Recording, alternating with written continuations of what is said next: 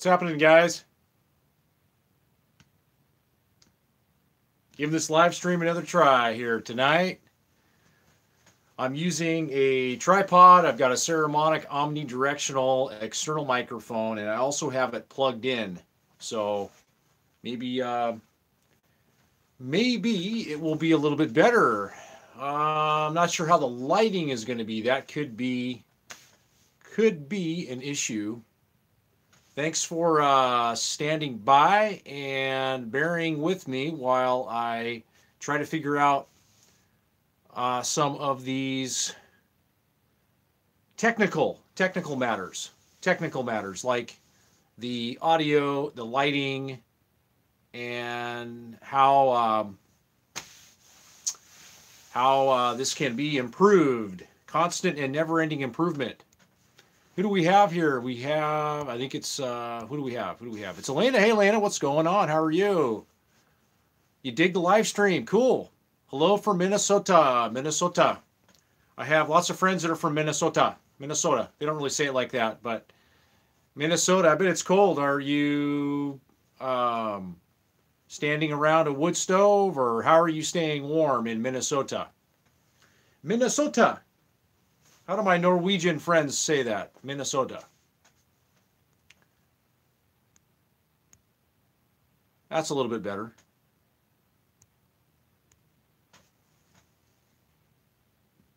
Helps a little bit better. There we go. Getting the center in the center of the frame.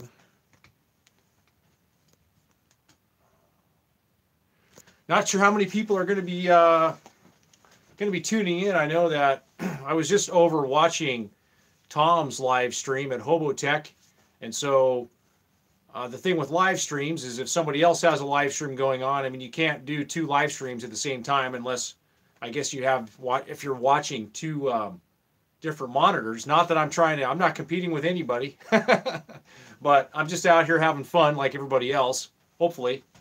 I know some people are trying to become YouTube celebrities, but I'm not in that camp.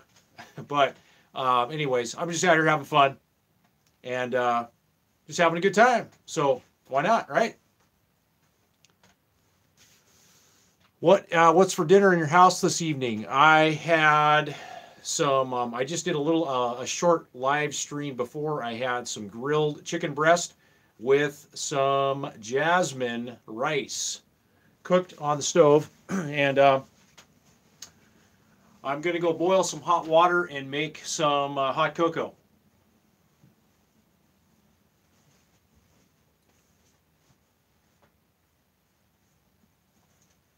I'd like to get this lighting a little bit better. Oh, that helped a little bit better. There we go.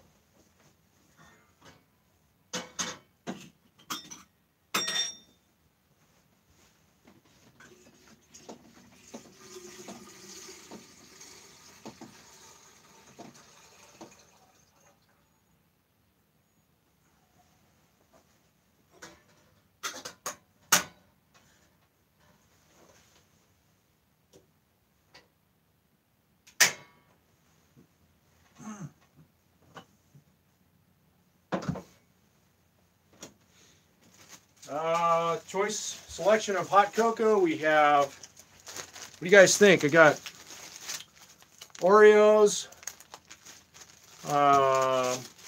Looks like Oreos or Junior Mints.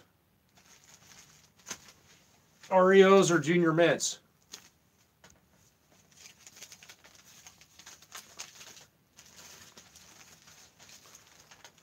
I guess with one person watching, it doesn't matter.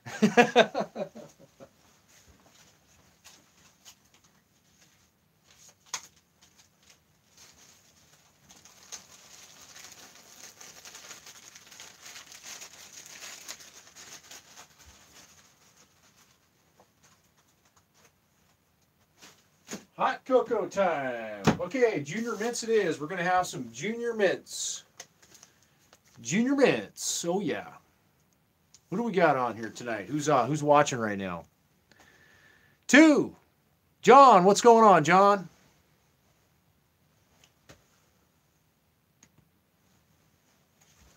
I've got plenty of bandwidth. I got unlimited 4G LTE AT&T bandwidth. So let's have a party.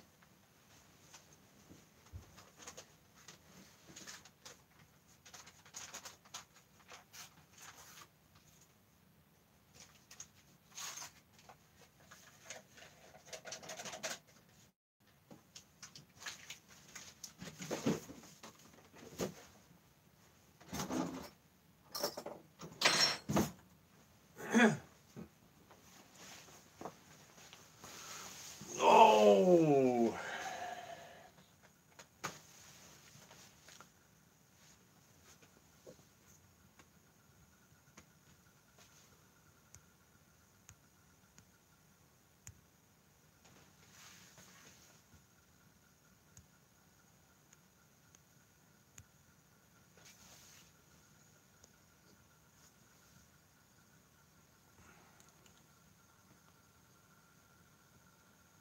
What's going on, guys, tonight? How's everybody doing?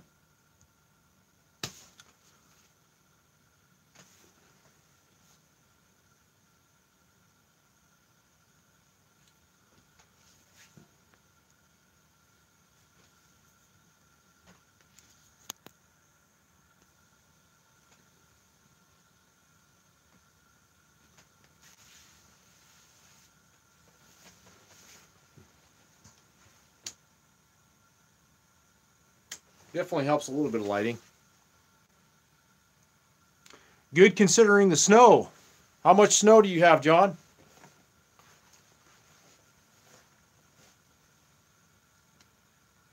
You're in Canada, right? Hi, James. John, you're in Canada, right? 7 inches. Yeah, that's a good amount of snow. What kind of a vehicle do you get around in? Oh, Illinois. Okay. I'm just making some Junior Mints hot cocoa right now. So boiling some water right now on the stove.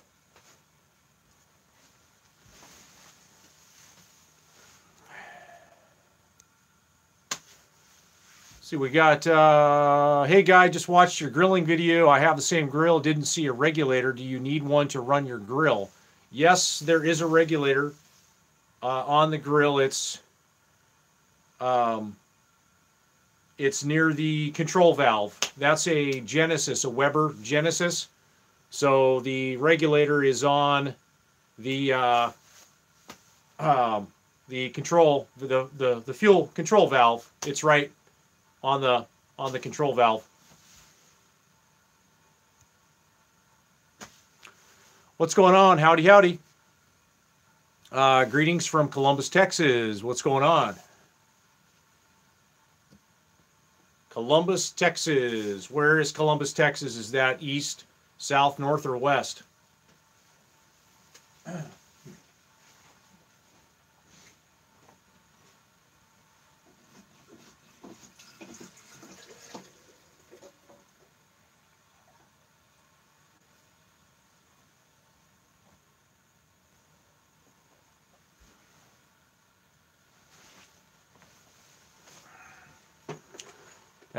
Columbus, Texas. Is that Columbus, Texas? Favorite meat to eat?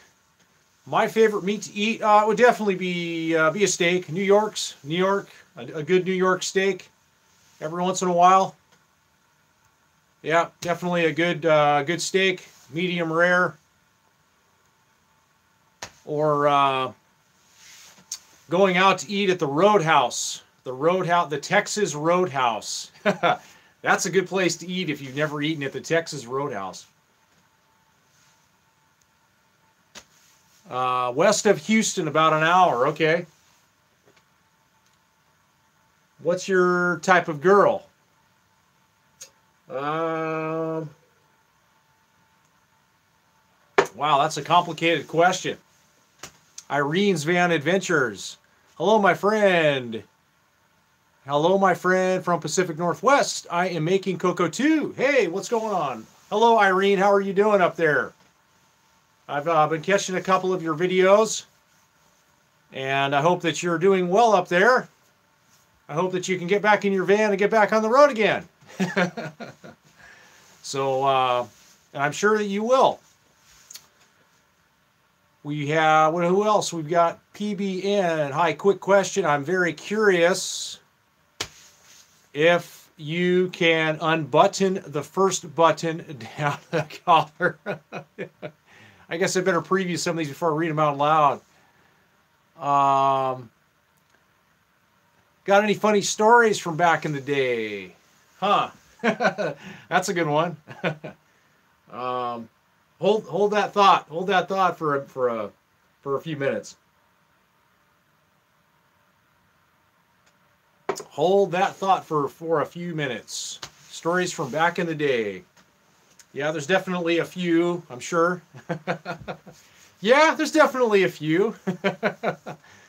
Yes, I was not. I was a pretty good kid growing up, but I definitely had a rebellious streak.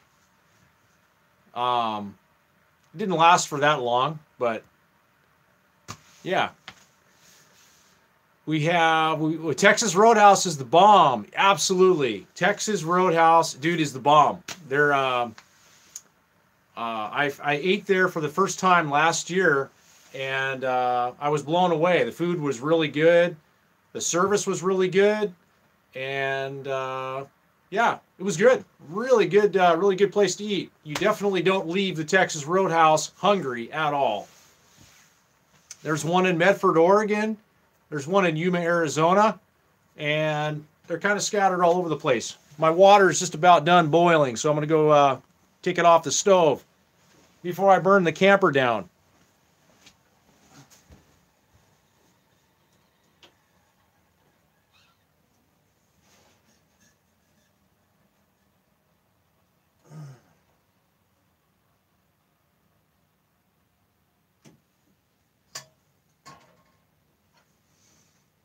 This is Junior Mints. Junior Mints hot cocoa.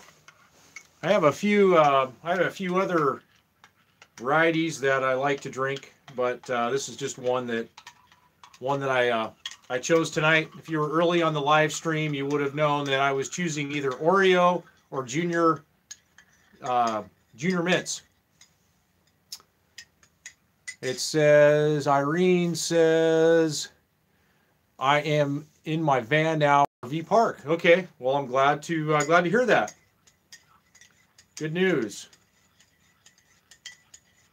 Good news. Yeah, I've had good and bad experiences of, I have done like room sharing situations, and most of the it seems like because I think that's what you were doing, and it seems like they're okay, like in the beginning for a little while or a couple months, and then, then generally some kind of drama starts to happen, or just some negative experiences happen. But I know I can relate to some of the room sharing, situations or whatever, renting a room from somebody else. There's always just it doesn't usually work out very well. So that's why, it's a good thing that there's RV parks.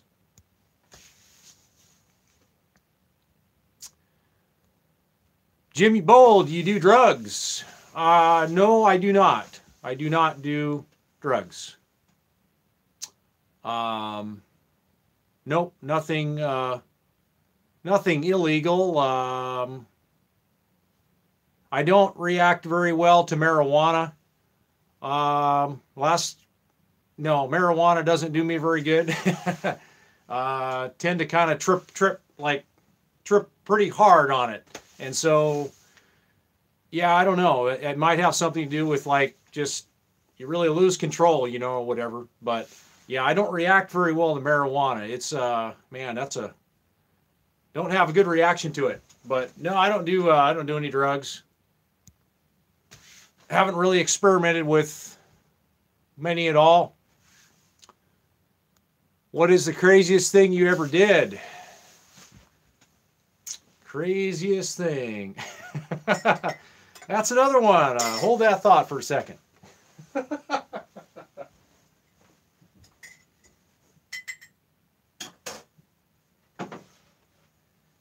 craziest thing I ever did.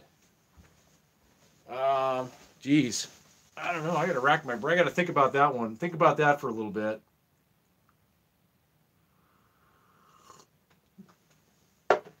Craziest thing. Got 11 people watching. Don't be afraid to give it a thumbs up. What was your favorite subject in school? If I think of something crazy, or the last question that I didn't answer, I don't know, funny stories from back in the day. I'm thinking about a few things right now, so I'll probably come back to it. The rolls are fantastic. Yeah, the rolls at the Roadhouse are definitely fantastic.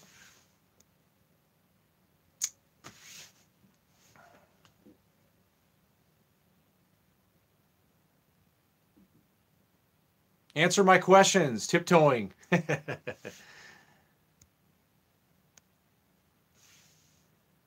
I see you covered from last night's 3-hour marathon live stream. Yep, recovered. Yep. After all the water I drank, I think I went to the bathroom, I think twice during my sleep at night.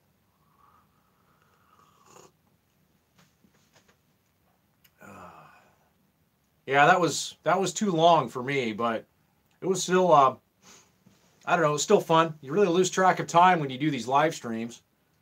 You almost, I think you need to have like a timer, and the timer that goes off and lets you know what time it is.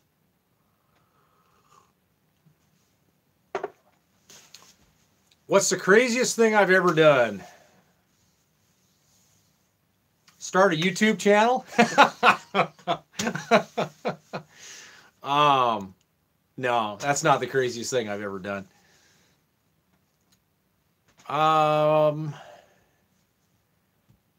Yeah, keep it clean, guys. I mean, I just keep it clean. If it's dirty stuff, I'm not gonna respond to it.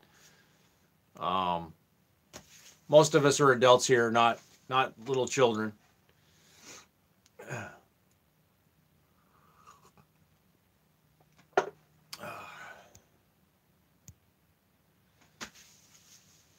Is your Dodge a 5.9, and how reliable has it been? Yes, it's a 5.9. It's the last year of the 12 valve 5.9, and yes, it's been very reliable. It's been a very reliable engine. I haven't had to do anything to it or anything. So I've been very happy with it. So it's been everything that I thought it was going to be. It's been everything that I wanted it to be. It's been very reliable, and it's been dependable, and it hasn't given me any problems at all. It's not. I never have to bring it in the shop for anything. I've had just a couple of things that have. Excuse me. I've had a couple of miscellaneous things that have gone out on it.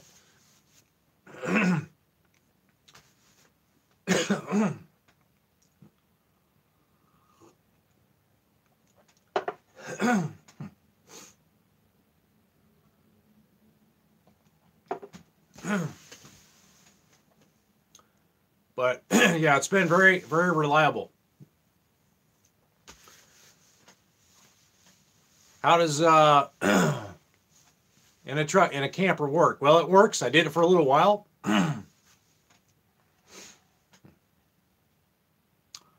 You still talk to Bobby? Yes, I do. I do still talk to Bobby.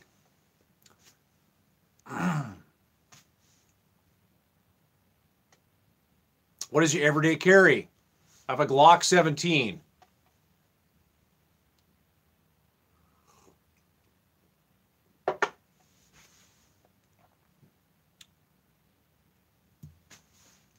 No, I do not have a wife. I have never been married. How many miles? Truck's got about 165,000 miles on it right now.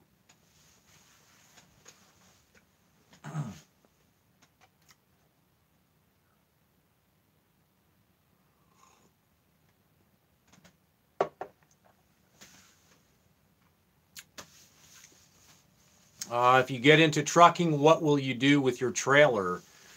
My plans are to put it into storage. So I would be storing it at a secured RV storage place, possibly, or on someone's private property, but probably in a secured private storage lot, and pay the fee to store it there.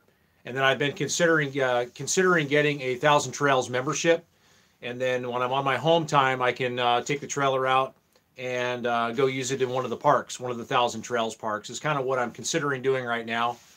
So, yeah.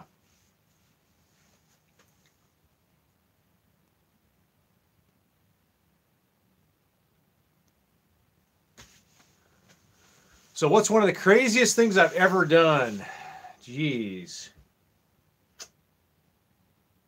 I have to think about that one. For some reason, nothing is coming to mind right now. Like in the last 5 years, or just like ever and ever crazy.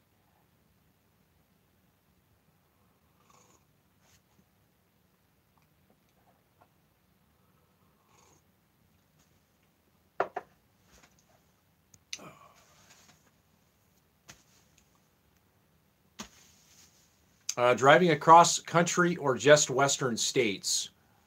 Probably over the road, since I'm not really interested in a lot of home time right now. So I'm interested in just driving and getting as much experience as I can. And so more than likely it's going to be over the road.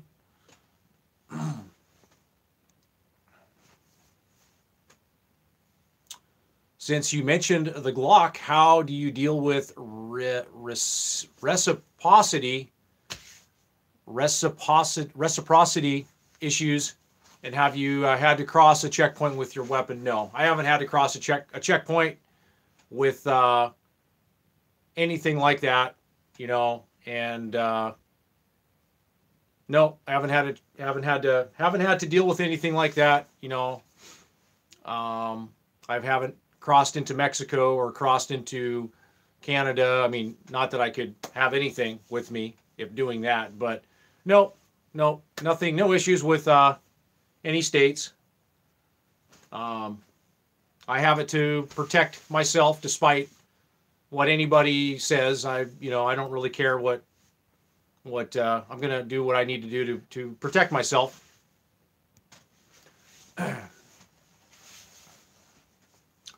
Have you ever felt unsafe when boondocking? No, I haven't. I have only gotten one knock on the door, and that's when I was in Yuma, Arizona, at the Walmart in Yuma, and I got a knock on the door from a police officer, and he basically said that the manager had called and they didn't want people parking in the parking lot, but he did tell me where I could go and park for the night. So he did tell me a place where I could go and park, which was pretty cool. So they were definitely courteous, and they didn't really take an issue with it. So, but that's not like that everywhere. There's a lot of cities that have imposed fines, that have imposed laws and regulating the sleeping in vehicles within certain city limits. So the city of Florence, Oregon, just passed a city ordinance that it is prohibited now to be sleeping in your vehicle within city limits. So they've outlawed basically overnight parking in your RV. And that's happening in other places. Unfortunately, every state has different gun laws. Yep, they do. They certainly do. But as far as I'm concerned, we're all protected by the Second Amendment. It doesn't matter what state you reside in.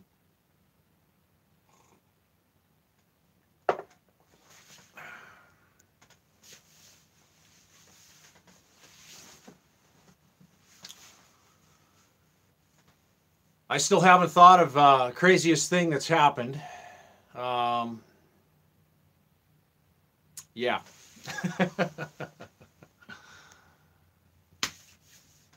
Lots of free camping here in Minnesota, especially if you come May through October. It's beautiful here. Yeah. Thanks for sharing that. I've never been to Minnesota. I have never been to Minnesota. But I would like to travel at some point in my life when I have the time and the financial resources to do that.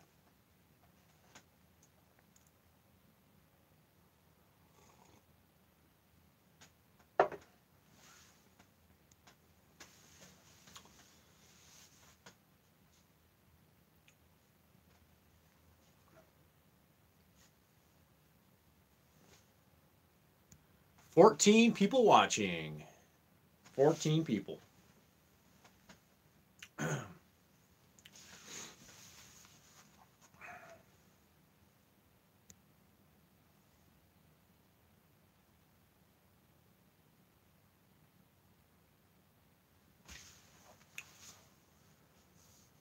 So what do you do for heat in Minnesota, Lena?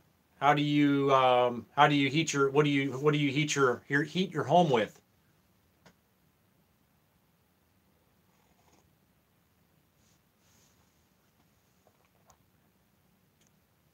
What's happening in RV bandwagon?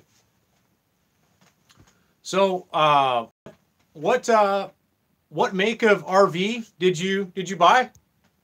Again, I forget what you said last night. Did you join the LTVA in Arizona? No, I didn't. I'm still out here on just a free 14-day BLM camping.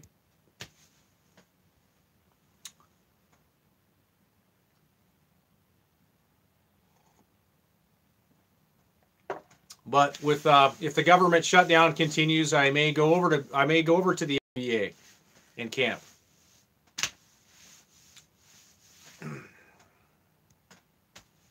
But I did hear a rumor that volunteers are kicking people out over there that don't have a pass, is what was what I heard. I heard that today. But I'm not I'm a law-abiding citizen, but so I'm not gonna, I'm not out here to break the rules. Max, been trying to keep up with you guys since you left Klamath one day. Oh, hey, Max, what's going on? Been trying to keep up with you guys since we left Klamath. I will attempt the adventure. And I don't have a whole lot of videos since then. I had a couple of months, it seemed like, gap of when I didn't put any content out. So I've been kind of going through some transition and kind of metamorphosing into another, what would you call it? Another chapter in the Matrix. Something like that. It's a good way to frame it, I think. A Fleetwood American Dream coach. I've never heard of that. Never heard of it. I'm gonna look it up. I'm gonna look it up and check it out. Want to be Chewbacca? Need a tall guy? Chewbacca. You need somebody to play Chewbacca? That would definitely be me. I would play Bigfoot really well. I would probably play Chewbacca really good. Yeah, that would be good. So you bought a built out motorhome. So you're not doing innovations, or it's completely turnkey and ready to go, huh?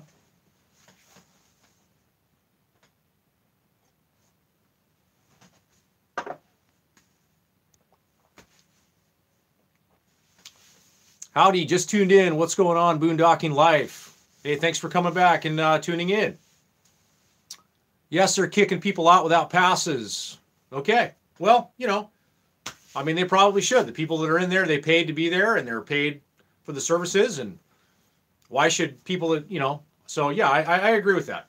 I have some friends that just moved and went over to the LTVA. And I don't know if they have passes or not. I think they're waiting for the government to open back up again, and then they can buy their passes. But I guess you can't buy a pass online, and you can't buy it anywhere. So, oh well. It's been redistributed back to the people. That was a joke. Have you seen the Kota Wildlife Refuge? No, I haven't, but that's actually where I want to go. I want to go there next. I think that's where I'm going to move next, is out to the Wildlife Refuge off Palm Canyon Road. Northwest Hiker YouTube channel. He suggested that I go out there and go camping, so I'm going to go out there and check it out. I think I am going to go out there and check it out. I don't know what hopefully there will be some internet signal out there, but internet signal or no internet signal, I think I'm going to go check it out.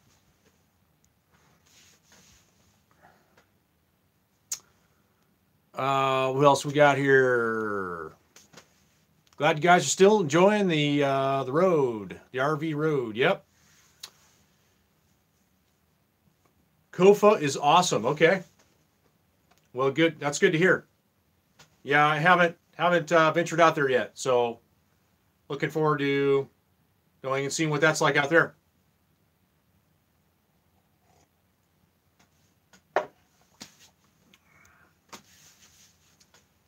I do Foot and Chewbacca. Oh, darn. I need a guy for both. Oh, okay.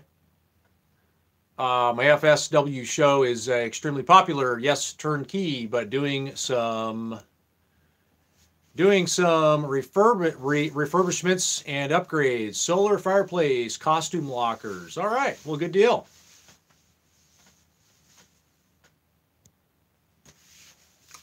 Do you ever miss the truck camper life? Just thinking you can go more places with the camper over the fifth wheel. Yes, I mean yes I do. Yes and no. Yes and no. I have thought about going back to a truck camper and an enclosed trailer to have more things with me, but I don't know. It's just they're just I'm not sure if that's the direction that I totally want to go. Everything has their advantages and disadvantages. I mean, there's things about this fifth wheel that aren't working out very well for me right now, but I'm not complaining. I'm grateful, and I'm just making it work what I can. But if I was to go with another truck camper, I would go with a lighter one. I probably would go with like a 9'6". I've been looking at the Lance Light 915, the 915 model, and I'm pretty impressed with that model. But I'm just not sure right now. My priorities are kind of shifting into some other things, just with some other things I'm going to be working on here this year. So I probably should just kind of leave all well alone for right now. And buying and selling RVs and everything, it's kind of a gut-wrenching. It's a little bit of a gut-wrenching experience.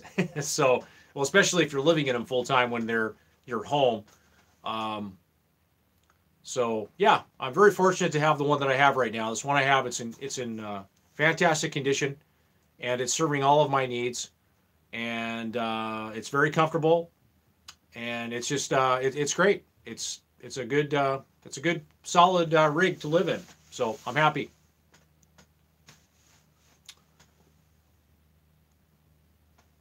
I guess if I had an unlimited budget, well, unlimited budget's stretching it a little bit, but and I'd probably go buy like a super class C with a commercial engine, a real commercial type of rig, not like a big one, but something that's tall, that's built for somebody that's tall like me. That's the direction that I would ultimately go in. I've had to make compromises with every RV I've owned up to this point with ceiling height, because RVs are just they're not built for people my size. I'm a very, very, what's the word?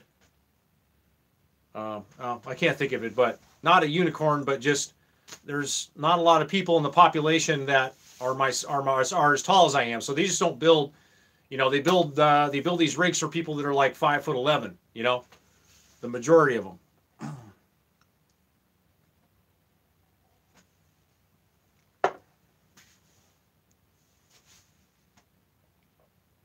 Let's see.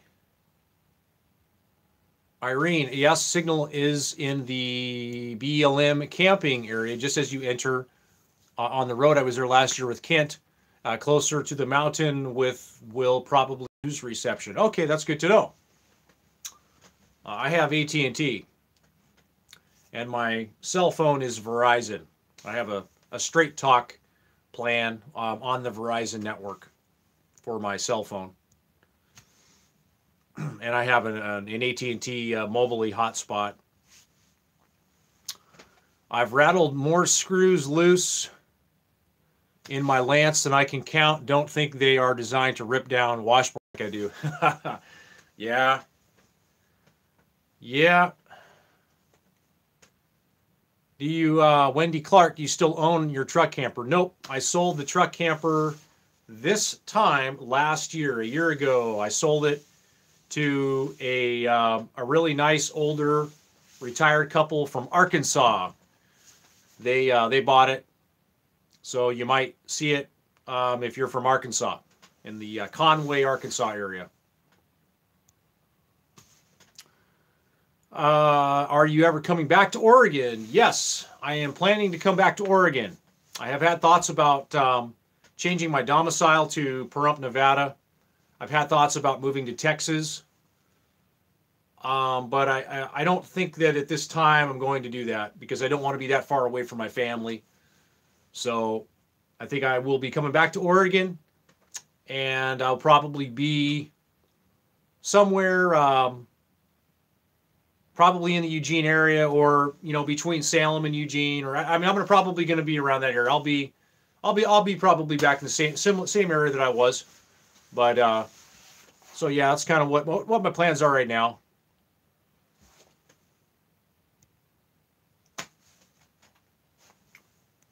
I have Verizon, and Kent has AT&T. Yep, there you go. You have both bases covered.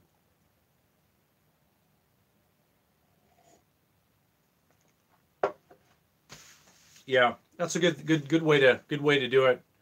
Is to have have a Verizon network, have a device on Verizon, and have a device on AT&T, because some areas don't have a network that you're relying on, so you need the other network.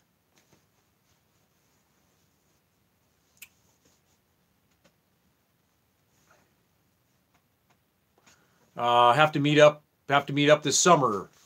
Sure. What sort of trucking are you trying to get back into? Well, my trucking that I've experienced that I've done up to this point, I've done mostly local type of work trucking, but I've been out of a CDL seat for over 5 years. So I pretty much have to, I have my license and it's still in good standing, but I'm going to have to, just go back on the road and get on with the carrier and just get some more experience under my belt before I can go into, like a better niche or what have you, a better company, or what have you. I mean, to kind of set up what I want to do. But honestly, I really just want to, I want to really give a shot at living this, being a nomad out on the road, and just kind of seeing how I react to living that way. And so, because I don't really want to I don't want to go back to, living a conventional 9-to-5 life and, a commute and all this other. I don't want that. So, trucking is, I think, going to work out really, really good for me. So, but as far as, I don't really know. I mean, right now I'm just focused on getting driving experience, more driving experience. And because, driving over the road is different than driving local. Just, everything is generally a little bit different. Not only just how you're paid, but I'm not sure on the niches that I'd like to eventually get into. I've thought a lot about driving tanker. So there's a chance that once I get experience, I might jump on with a company and do tanker driving or chemical driving or fuel driving. I have a lot of interest in that, just because, it pays well and it's a niche type of trucking. But, I don't know. There's so many different niches, and they all pay really well. So you just kind of have to find what you like doing, most of the time. and then and figure out like what kind of home time you want, or I mean, if you just want to just go make money, then who knows, maybe it's going to the oil fields and working for a company. So I'm just kind of playing around with all of that right now, but I need to get back in the seat and get some more experience.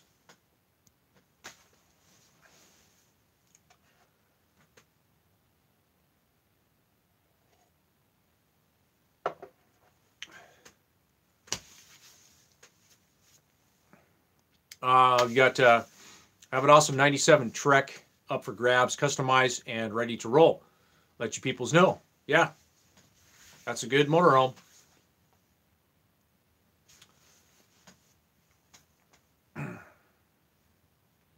RV bandwagon. If you wanted to sell it, Yuma, Arizona. That's a great place to sell RVs this time of year. Like you could drive it down here and just sell it, and then fly back to Oregon. But if you have trouble selling it in Oregon, you might want to. That's what my friend did.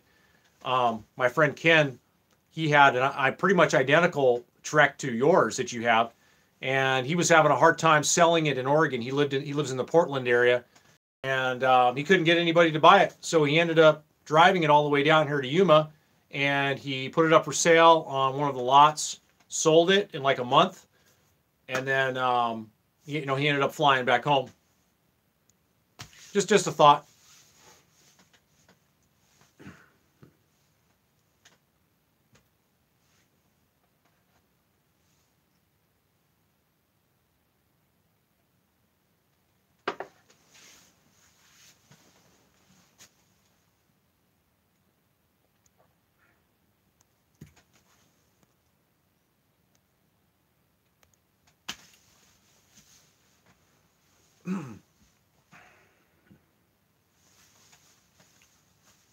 I wish the lighting was a little bit better in here. My batteries didn't get a real full charge today on sun, so I'm just using my LED. I'm using 4 LED lights right now to kind of light everything up. But sorry, I apologize. The lighting isn't that great. I hope the audio is coming through okay.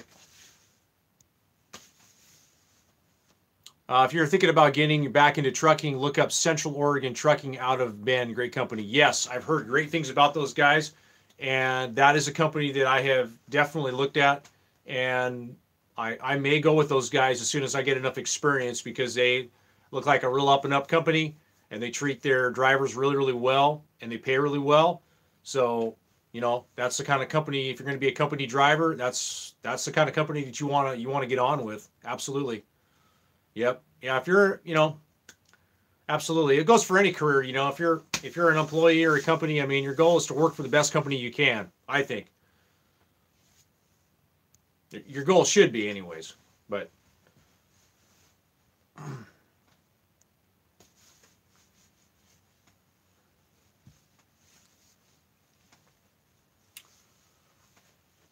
well, I got 19 people watching. More people are watching. That's good.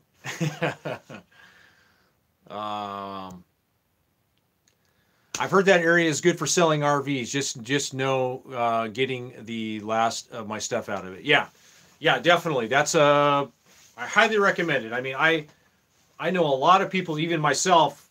I sold my truck camper down there in about a week. In about 7 days, I had my truck camper sold, and yeah, that's a good place to move an RV. A lot of buyers and lots of buyers, and it's just this time of year is like the season where everybody wants to buy an RV down there, and everybody's RV shopping, and so this time of year, obviously, but yeah, my friend had a hard time selling his Trek in Oregon.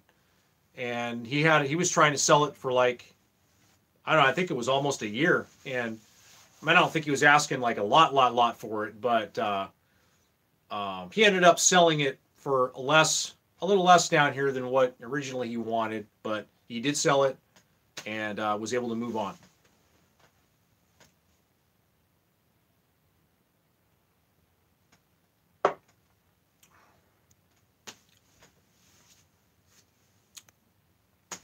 Got bored in the desert there, or get bored in the desert there. Yes, it does. It does get bored. I've asked myself a few times, like, what the hell am I doing out here, right? I have. I'm serious. I've asked myself that question. This is my third. Let's see, 16, 17, 18. Yeah, it must have like my third season snowbirding in the desert. And I mean, while I love it down here, I mean, I love just the weather and I mean, essentially, why am I here? I'm here because of the weather. Like it would really suck right now if I was in Oregon and dealing with all the rain and the wet and the condensation. I mean, it would really suck. So the weather is like the main reason. While we're all here, right? So but yeah, but you know what? You can get bored anywhere. It doesn't matter. But there's a lot of things. Um, yeah, I mean, you got to move around a lot. That's why a lot of people down here, they move around. I mean, they'll stay here for a couple weeks and then they'll move on, go to another spot for a couple of weeks. But it's cool. It's you gotta have hobbies and you gotta have things that you're into doing. So, but yeah, it can get a little bit boring here. I think sometimes it can get more boring like early in the season than it seems kind of later in the season. But and then the weather here isn't always perfect. It can get very windy here, and when the wind picks up, you're basically inside your RV, and you got to find other things to do. That's if you're out here, you're out here camping in the desert. But yep, it's all part of the life.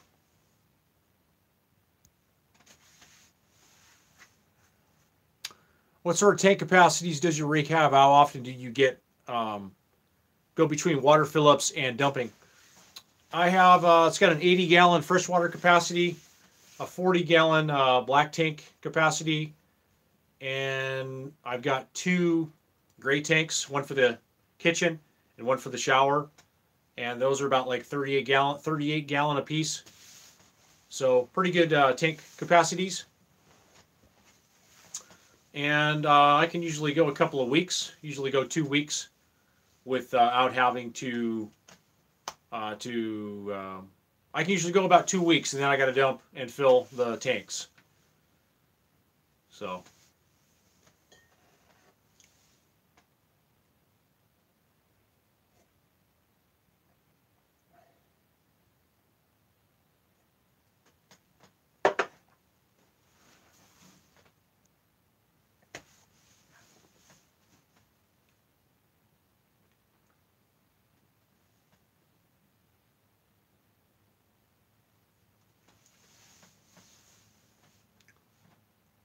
So yeah, it's got pretty good tank capacities.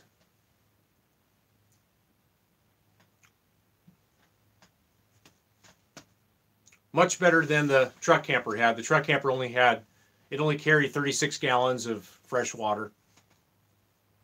So having the larger tanks helps.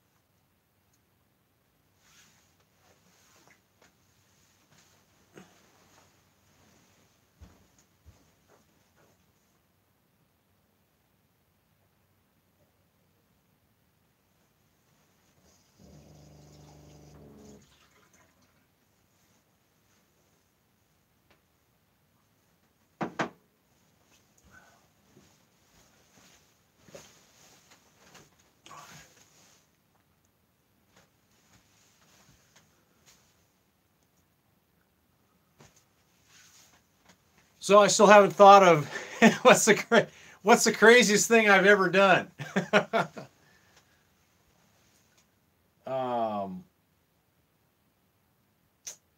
Man, that's a good question. I still haven't come up with one.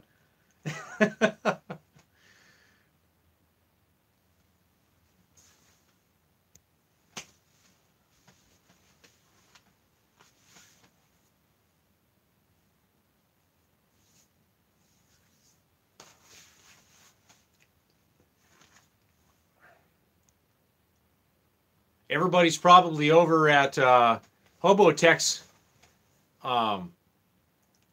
Everybody's probably over there trying to watch Hobotech's RTR live stream.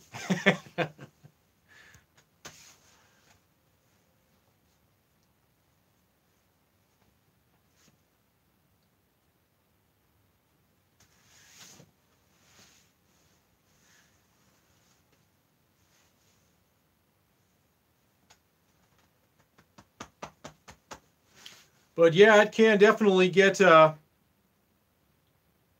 Yeah, you definitely got to keep yourself busy out here. You can definitely got to keep yourself busy, and you gotta stay active, and got to be working on things out here. Got to have your projects that you work on. Definitely.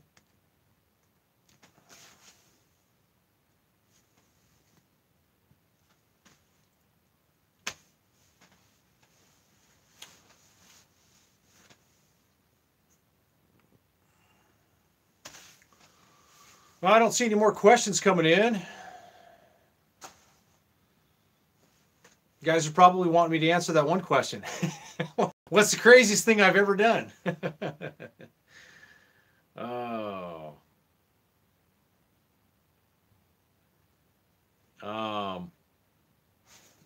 Well, see, I guess I could tell the one story. I don't know if I want to tell one.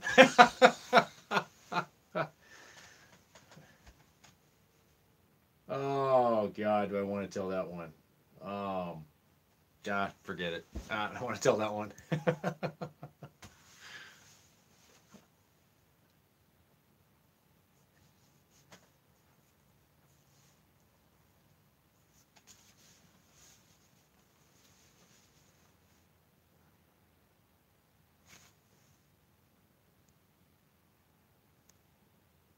No questions. Nobody's. You guys are all watching, but nobody's got anything to say. What else could I talk about? 20 people watching. Maybe if I get 25 people watching, I'll tell my craziest story. Craziest story. Jeez. Why is that so hard to think of? Why is that so hard to come up with? Right? Why is that so hard to come up with thinking on the spot? I don't know.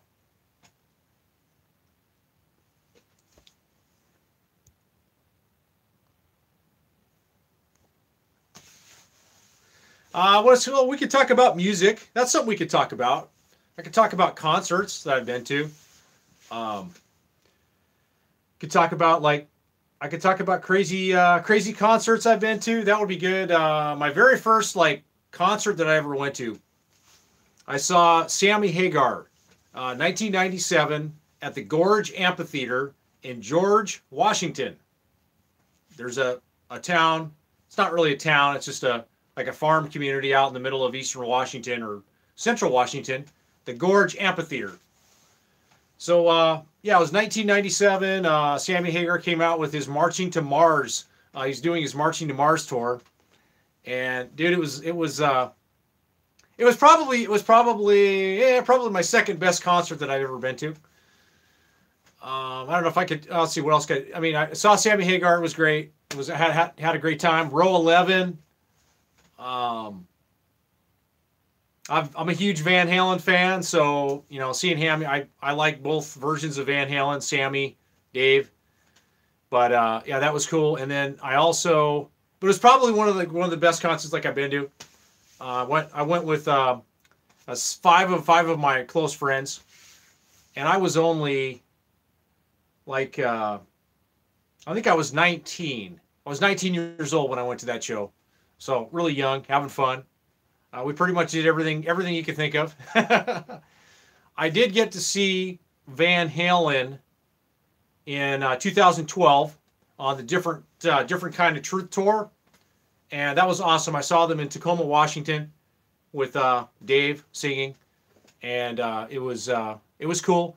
And that concert, I had my first Lance truck camper with me, my Lance Squirelight 185, and actually camped in the parking lot at the Tacoma Dome and partied spent the night in the parking lot after the concert, and it was like a big party at the Tacoma Dome. Everybody, you know, there was a bunch of other people that had RVs and were camped at the in the parking lot, and it was great. We all had a really great time, and that was a really good experience. But yeah, I've been to quite the music guy. I've been to lots of shows, lots of concerts, lots of outdoor concerts.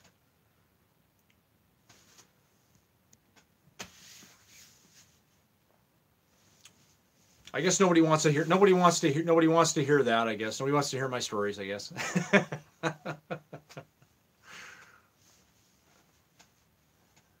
Anyways.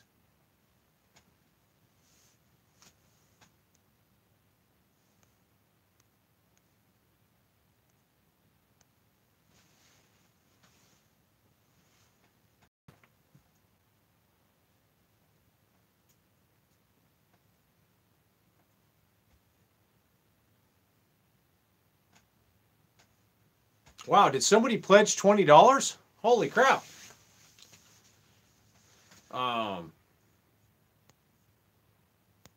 Wow. I don't know how to read all of that, but wow. Interesting. Well, thank you.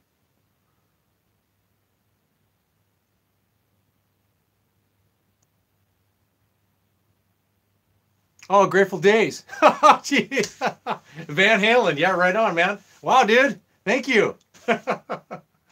That's awesome, man. That is awesome. Yes. Van Halen, dude. Yeah, we could talk about concerts. Who else have I seen? I have seen Page and Plant. I have been to Crosby, Stills, Nash and Young. I've seen Tom Petty play with Stevie Nicks. That was really cool. Tom Petty's show, and Stevie Nicks, like, unexpectedly, unannounced, showed up at the concert. That was really cool. I have seen John Mellencamp. I've seen the B-52s play. I've seen Santana play. Santana with Mana. These are all outdoor shows. That was a great show. Santana, 1999, during the Supernatural tour. Yep, went to that show. Seen Jackson Browne. Who else? Yeah. First concert was Black Sabbath with Ozzy in downtown Houston. Whoa, that must have been awesome. That must have been really awesome. Black Sabbath with Ozzy. Wow. That must have been incredible. What is your daily routine right now? Hello from Eugene. What's going on there, Buster? My first concert was The Doors, the Jim Morrison. Get out of here, man. If that's true, you're one lucky person. You're one lucky person. Jim was one heck of a creative spirit that knew how to rock. Again, thank you, Grateful Days. That's you're too much, man. You're too much. You're too much, man. We got True. It's true. Wow, man. That's pretty cool. That's pretty darn cool that you got to see them. I'm trying to think of who else have I seen. I think I still have my ticket stubs from a lot of concerts that I've been to. I did get to see let's see, Chrissy Hine. Yeah, Chrissy. Oh, Pretenders. I saw the Pretenders. That was a great show. Yes, the Pretenders. The Chrissy Hine. Yeah, she's great. Really, really, really good. Um, Another person that I thought was a great performer was Steve Winwood. I've seen Steve Winwood play, and he's really, really, really good. So yeah, always loved music. I grew up in a music family. My mom and dad were, um, music people. I grew up listening, Fleetwood Mac. I mean, just all kinds of a lot of different music. But I came from a real music was a big influence on my family, for me and my family. I grew up listening to Leonard Skinner, and I don't know. I grew up listening to everything, all kinds of different music. So yeah, good times. But times have changed. Music is not definitely what it's not what it used to be. It's not. I'm an '80s and '90s kid, so music and movies were a big part of my generation. Um, First concert in 1974, Eugene, Mass, McCourt. John Denver. Oh, that's cool. Yeah, John Denver was awesome. I always appreciate some John Denver. Absolutely. Yep, definitely. John Denver was a really cool guy. He really, he was just cool. He was a cool guy. Really sad. His kind of life ended the way it did.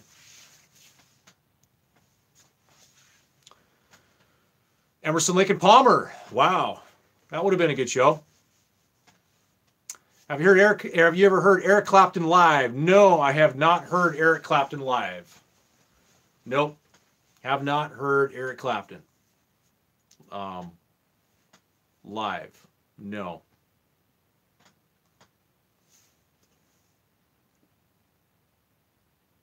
Best concert I've ever seen was the Rush R32 tour in Germany. Well, that's cool. Jethro Tull, Mac Court, 1976, huh? Wow. That would have been a good show. Yeah. Yeah, Jethro Tull was they were definitely a unique band. Yeah, I've had friends that have seen them, and they have seen Jethro Tull in concert, and they said it was the best concert they ever went to. And so that was pretty cool when they said that. Better than Zeppelin, I think, but Steely Dan at the Gorge is my first. Well, really? Wow. That's cool. Yeah, I was listening to actually some Steely Dan. I don't know, a couple months ago, I was listening to a couple of their records. I absolutely love Spotify. I have a Spotify account, and man, Spotify is just crazy, man. You can just you can go down a music rabbit hole, and I like to go through the individual albums and play certain albums from a certain genre, and that's always fun. You get to hear music or hear albums that from really popular musicians that you may have never heard, So at Spotify, it just gives you a huge it's a huge ocean of just music, and they have pretty much every artist that you could possibly think of. But yeah, Spotify is just fun. I'll just whatever I'm feeling, whatever, I'll click on something and hear some really really great music.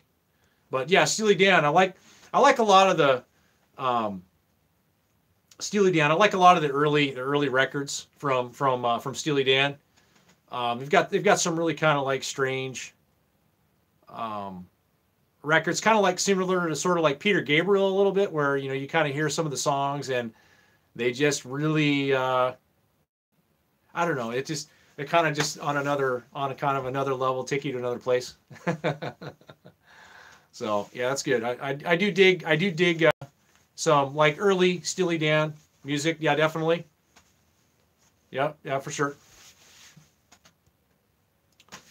I like early Dire Straits a lot. Early Dire Straits I like, but all of kind of Dire Straits. But I like Dire Straits, early Dire Straits. But I'm a Van Halen fan through and through. But that's my band. All versions. But that's me. Best concert was Pink Floyd Pulse, 1994, the Rose Bowl. Wow. Man, that must have been a show. I've watched that a few times on YouTube, and yeah, it's really pretty awesome performance. You can't talk about music without talking about Pink Floyd, so definitely.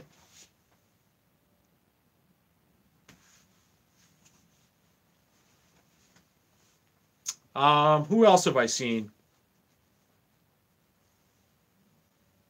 I don't know. You know, I've seen like I saw Jack Johnson. Which I was okay, but I wasn't really. It was okay. Country music. Oh, that's I went to Metallica show, 2003. I saw they had a big, huge concert. There was like, I don't know, 8 different artists. 2003 at the in Seattle at the where the Seahawks play, or the Seahawks play or the Mariners. I think it was 2003. I don't know. I think it was where the Seahawks play. I forget the stadium. It was Safeco Field. I don't think it was Safeco Field. I think it was the other field. But yeah, the Metallica concert. That was like the craziest, probably the most physical. That was the most physical concert I ever went to.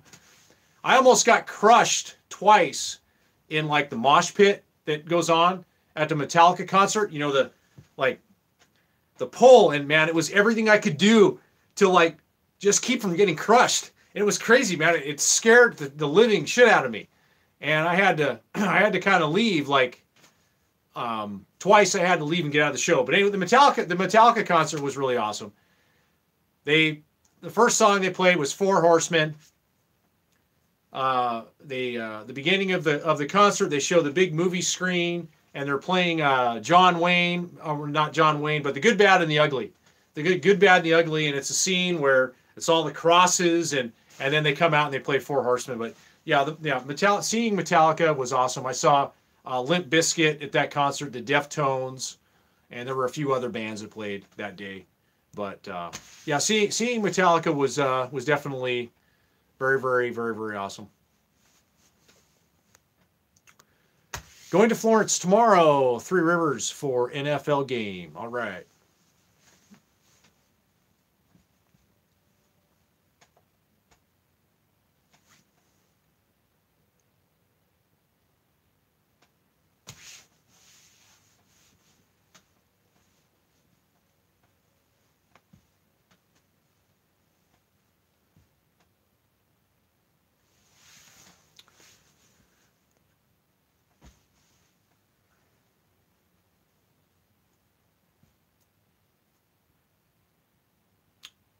Buster, do you live in Florence?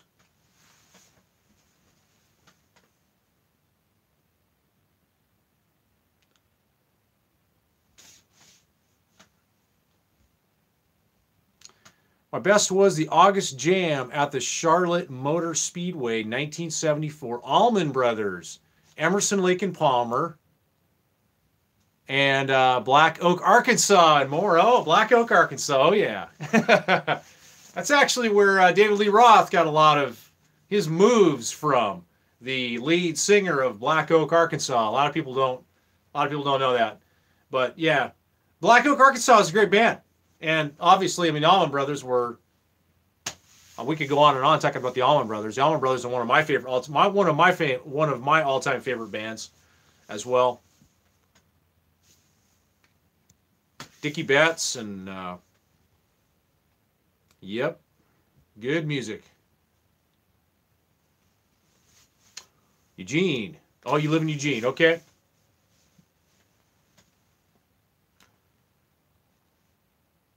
Yep. Yeah, the Allman Brothers, man. Allman Brothers were, yeah, they're definitely one of my favorite bands.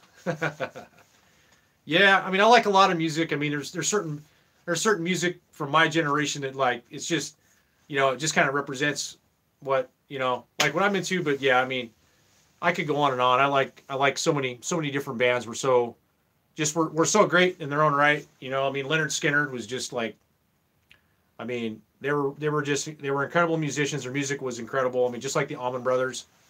But yeah, there's just so many great bands. It's hard to really choose whatever your favorite is.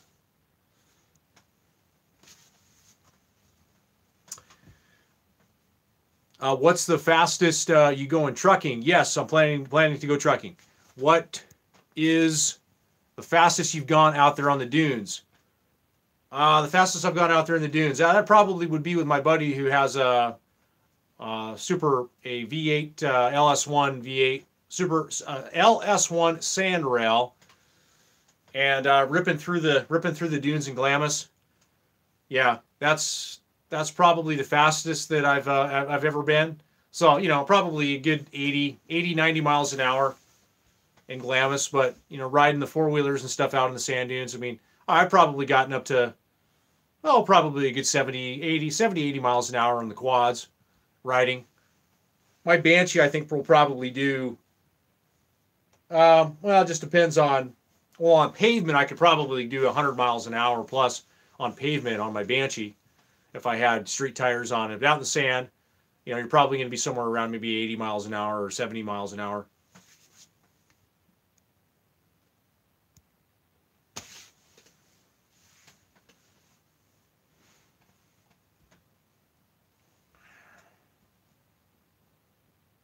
No, I haven't had any bad wrecks. Nope. No, I try to be a safe rider. I try to just go out and have fun.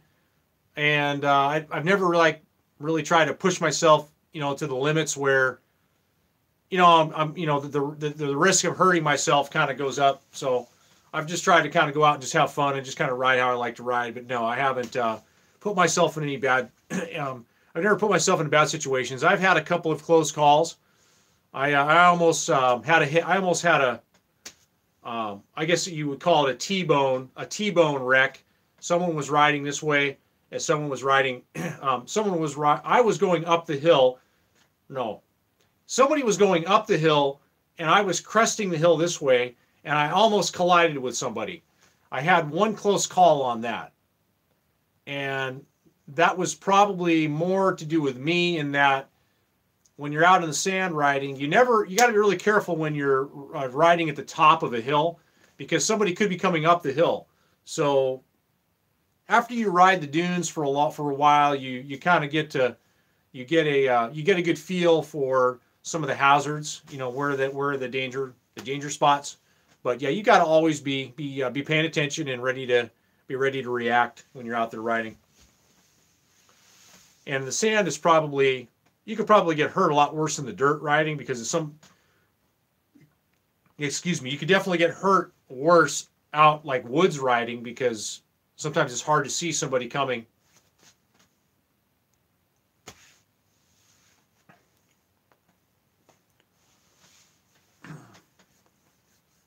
But yeah, I've heard all kinds of. I've heard some really, really bad stories. I mean, fatality stories. People dying. I mean, my buddy, my friend Ken, he's a sand rail rider, off-roader, and he rides in Glamis, he rides in St. Anthony's in Idaho, and he's always telling me stories about people, things that he witnesses, people, fatalities, people having to be airlifted out, and, so yeah, some of these areas where you go riding, you got to really be paying attention, but I think most of the time, people hurt themselves that bad. They're just really doing some stupid and foolish things. And they're not really operating safely. They're putting themselves in these dangerous situations. So due to their lack of respect for the sport that they're engaged in, the sport they're playing.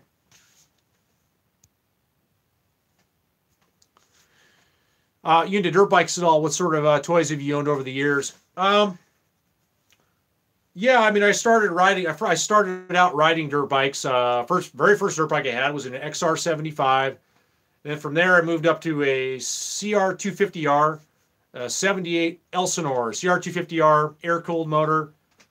That was a fun bike. That was a fast bike. I was riding one of those when I was about 13 years old. I had a CR250. Which it you know, the bike fit me pretty good, but it was probably a little bit more bike than I needed at that time. And then from there, I progressed to quads. I had my first quad I had an 85 LT250R quad racer. I rode quad racers for a few years. I had an 85. My dad had an 88 quad racer 250, and we used to ride the dunes in Oregon when I was like in high school, and you know, from there on. And then I had what else have I had? I've had lots of Banshees. I've had this is like my I think my 5th Banshee that I've owned right now. For a short time, I owned a 94 XL250 Honda dirt bike, on-off-road dirt bike. Really nice bike. Kind of sorry I got rid of it, but that was a good size, and it handled really well, very reliable. 250 Honda Enduro. What else have I had? I've had Odysseys. I had a 350 Odyssey, the one with the suspension, air-cooled motor, and I also had a Honda Pilot for a little while. I had a FL 400 Honda Pilot, one of those 2-stroke, full suspension, single seat buggies. I had one of those for a while. I had a DS 650 4-wheeler for a little while. A DS, one of the Bombardier DS 650s, and I also had a TRX 450R 4-stroke that I was riding 4-strokes for a little while, and then I ended up going back to 2-strokes just because I just prefer the performance of a 2-stroke than a 4-stroke. Just the kind of riding that I like to do. But and just 2-strokes are just much more easier to maintain and, you know, work on and take care of and everything. But yeah, that's about it on that. I was into dune buggies for a while. I had a Volkswagen Baja for a while. Not an actual Baja, but it had a Manx body on it. It had a 1776 Volkswagen motor with a 3-rib bus transaxle in it with independent rear suspension. The Bug independent rear suspension. That buggy was more for riding off-road. I would take it up on the Jeep trails in Washington and ride it around. It had independent kind of it had kingpin front suspension, but I had the springs cut so each side was independent. That was kind of a fun rig to go play around in the trails with. And then when I was in high school, I was into Toyotas. I had Toyota 4x4 trucks when I was in high school. I had an 82 with that one was all jacked up, was all hot rodded out. I had 35-inch tires on it, 7-inch. I had a 3-inch body lift, 4-inch suspension lift. It was all jacked up, hot rod, big stereo in it, and everything. And then after high school, I had an 84 pickup, extended cab. You guys probably remember the movie Back to the Future with Marty and his Toyota pickup truck. Well, I had one that was pretty much identical to the one that he had. It was the same color. It was a 1984. It was fully loaded. It had power windows, air conditioning. It had a sunroof in it, and that was a pretty cool truck. But I ended up getting rid of that, and then I bought a newer Dodge truck. And I also had, when I was in high school, I had a 78 GMC Bonanza. Very rare truck you don't see very often. It was a 3/4 ton GMC Bonanza with a 350 small block in it. 3/4 ton truck, single cab, 4x4, and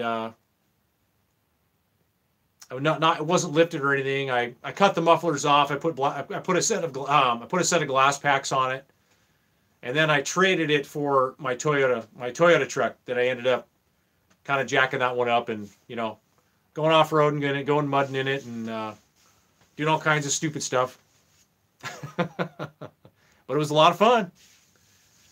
All right, I've been talking forever. Let me read some of your comments here. Yes, you have to have flags. You have to have flags on all ATVs, sand rails, trucks. They all have to have flags per pretty much every area that you off-road. You have to have flags and everything. Yeah, one of these days, maybe I'll. I don't have my pictures with me, but I have a collage of pictures from just like dirt bikes and quads and trucks and stuff I've owned, like from my youth. That might be kind of something maybe fun to share that some of you might be interested in, kind of seeing or whatever. If I show up a picture or something like that, maybe that would be kind of fun. But yeah, I've owned a lot of stuff over the years, and I've been into everything, guys. I used to be into car stereos. I was into big. Oh, geez, I forgot to mention that. My first car, my very first car. Okay, wow, I missed a lot of things here. My very first car was a 1981 Volkswagen Jetta diesel, which my dad bought brand new in 1981, and he gave it to me when I started driving as my first car. And what did I do? Well, this was back in the early 90s. We all remember what was going on in the early 90s. Let's see, Dr. Dre, Snoop Dogg, does that kind of ring a bell? Warren G, does that ring a bell at all for some of you old school people out there? Well, it was called bass, feel the bass, right? Bass was like the big thing. And growing up, my school, was all about who had, having a big stereo system. I mean, I'm sure it kind of still is today, but the kids today seem to be into different things. But back when I was in high school, this is when I was a sophomore, all my buddies, it was all about having a big stereo. And so I had a custom box built, and it had a 12-inch subwoofer. I had a custom ported box built for a 12-inch subwoofer, and then it went in the trunk of the car.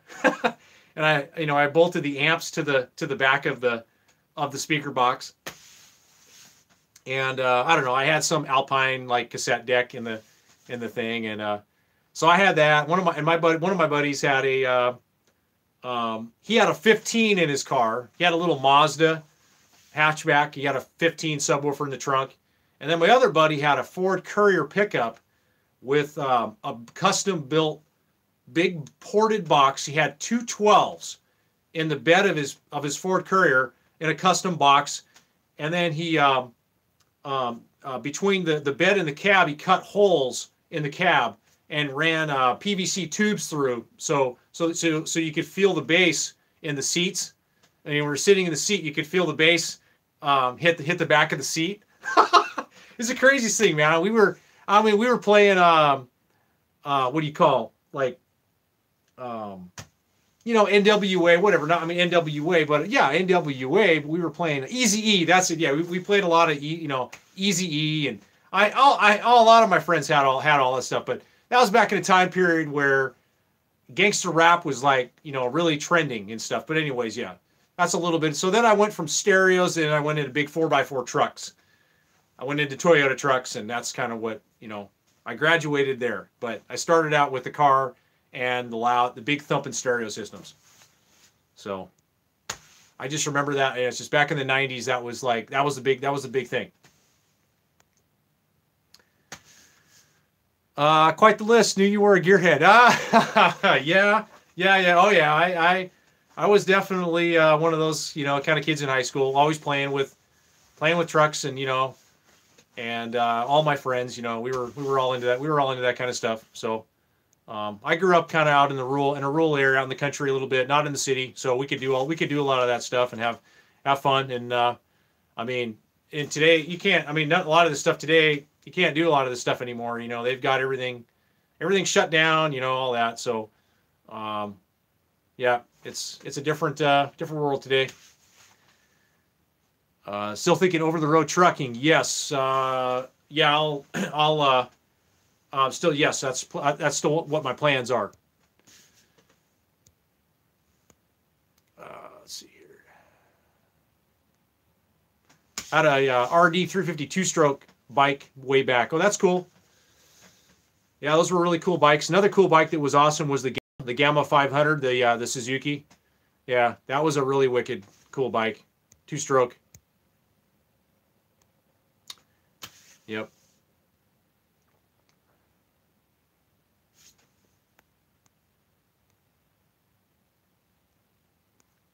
So anyways, yeah, I had lots of stuff, and of course, I was working to afford all of these luxuries. When I was young in high school, I worked a lot. I worked a lot of hours. I worked in a grocery store, and I worked a lot of hours, and I had to pay for all this stuff for insurance, and then of course I had gotten a few tickets, and I ended up going on high risk insurance when I was really young. You guys ever heard of Honk? Honk for Vern Funk? Honk when you go by Vern Funk? Yeah. Yeah, I'd gotten into that. I had to do that. I got a couple of tickets when I was younger, and I was rebellious and thought I was above the law to some extent.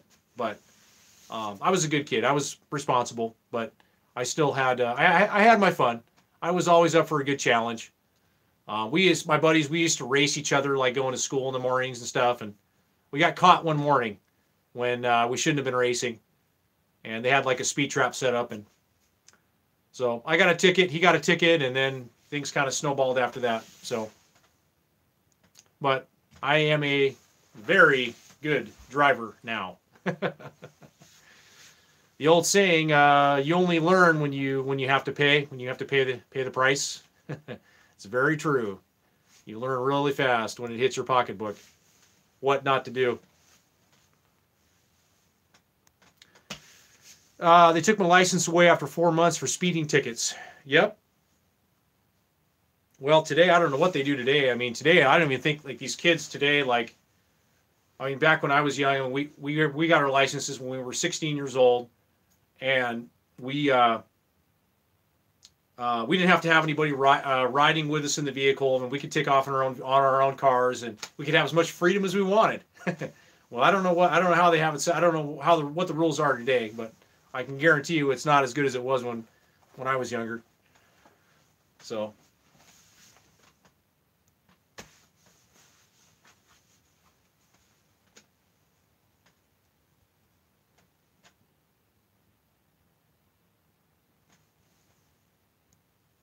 Well, this is fun. This has been a good little conversation. It's kind of been fun to reminisce and open myself up a little bit more, whatever, to you guys. So it's been fun.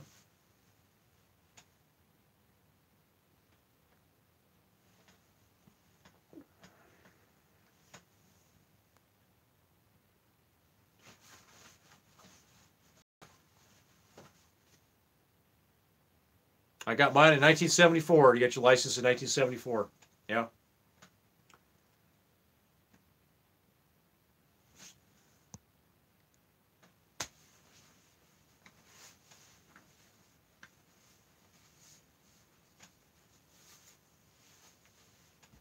$1965 T-Bird. I paid $400 for it. Wow, that's cheap. Really cheap.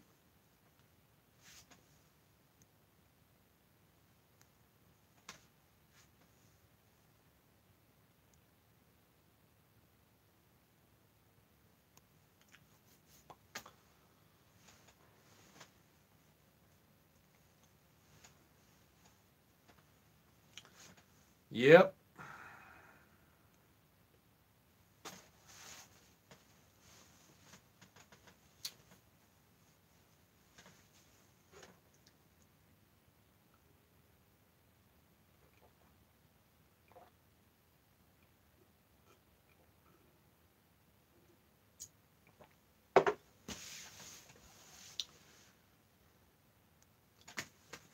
It ran well and looked great, but just a big old car then. Yeah, that's kind of the way they all were. They started to build them lighter, stronger, more efficient as progress continued to happen in the automotive industry. Yep, and the Japanese took over, and they started making all the Toyotas, and kind of putting a lot of the American cars out of business because they couldn't build a better product, or they couldn't keep up with them.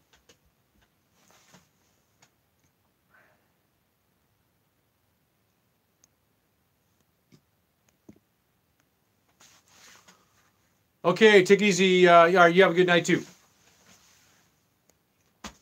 You have solar? Yes, I have solar. I have 290 watts of solar on the roof, and two 6-volt batteries. which only gives me about 100 amp hours. I could use a couple more batteries, but I've just been kind of holding back for right now on some of my expenses.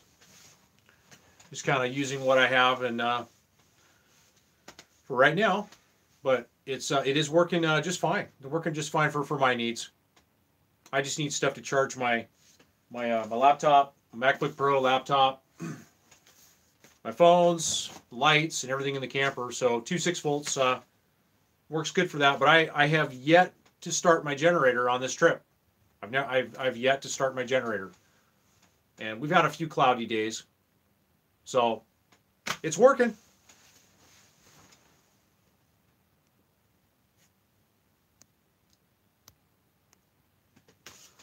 What's your favorite beach on the Oregon coast? You know, honestly, the beaches are great in Florence. The beaches are great in Florence. There's a lot of really cool coastline in Florence that, and just even south of Florence between you know, Gardner or Reedsport and Florence. There's a lot of great beaches there to go and explore. You know, I've gone down to the South Coast. I mean, the South Coast is nice too, just because there's not like a lot of people. Like if you go down to Port Orford, if you go down to one of my favorite state parks on the Oregon coast, which is Cape. Oh, I always forget the name of this park. It's on the South Coast. You could actually drive your car down onto the beach, but it's got it's got a lighthouse and a big like lookout, a big panoramic view of the ocean. It's really cool place. It's kind of in the Port Orford, down there by Port Orford area. Anyways, I always kind of forget some of the names, but that's a real nice, beautiful area of coastline. But honestly, between Newport and Reedsport, that's my favorite coastline. There's just a lot of areas you can go and explore. And the national forests are great too. Like to go up into the national forests from the coast, the Siuslaw National Forest. There's a lot of great back roads to go into the and great boondocking too in the Siuslaw National Forest. Just off of 101, you can take some of the back roads and go into the national forest. Great camping up there, and you know, you won't see a lot of people up there either. So.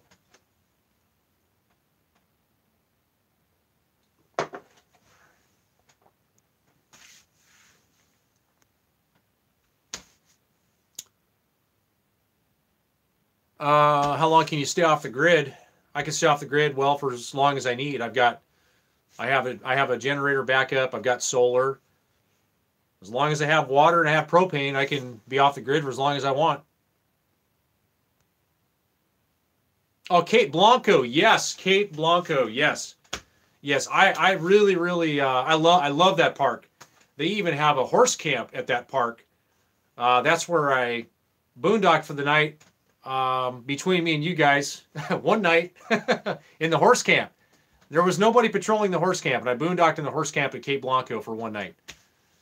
So anyways, yeah, this was like in February, and there wasn't a lot of people there. But yeah, that's a really neat. I really like that area. Cape Blanco is a pretty cool little. That's a neat area there.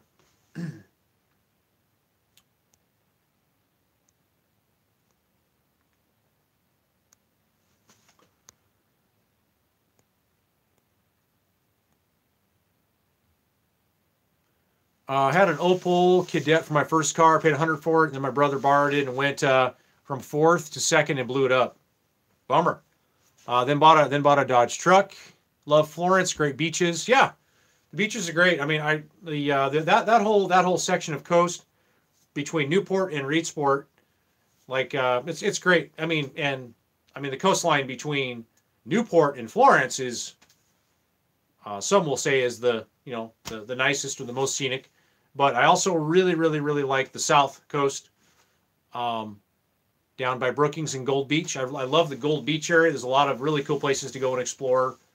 Gold Beach, if you go, east of the 101, up the Rogue River, there's a lot of great places to go and explore up there.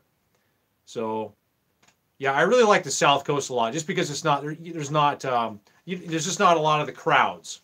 So most people are going to go, they're going to go to Florence, they're going to go to Newport. But if you go further south, like down to Gold Beach, you just don't have a lot of crowds that go down there. So Port Bandon, Bandon's a great little place. I love Bandon, going there. So just recently did an Oregon coast trip. I love the Port Orford and Winchester Bay Umpqua Dunes. Yeah, definitely. The Winchester Bay Umpqua Dunes they're awesome. And the Coos Bay, the Coos Bay dunes are great too. It's a huge, very long, narrow section of dunes, but that's a great area to go to too.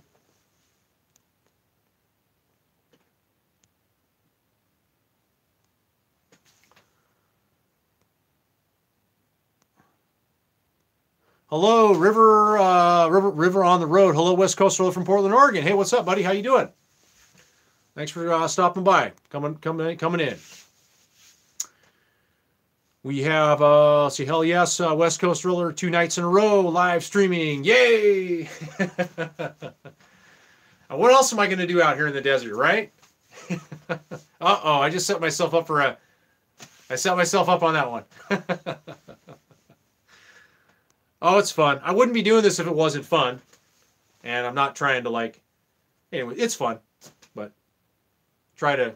It's fun. Try not to toot my horn. Try not to toot my horn too loud, but it's fun. It's fun to have these dialogues with you guys and utilize the technology to stream out to the universe.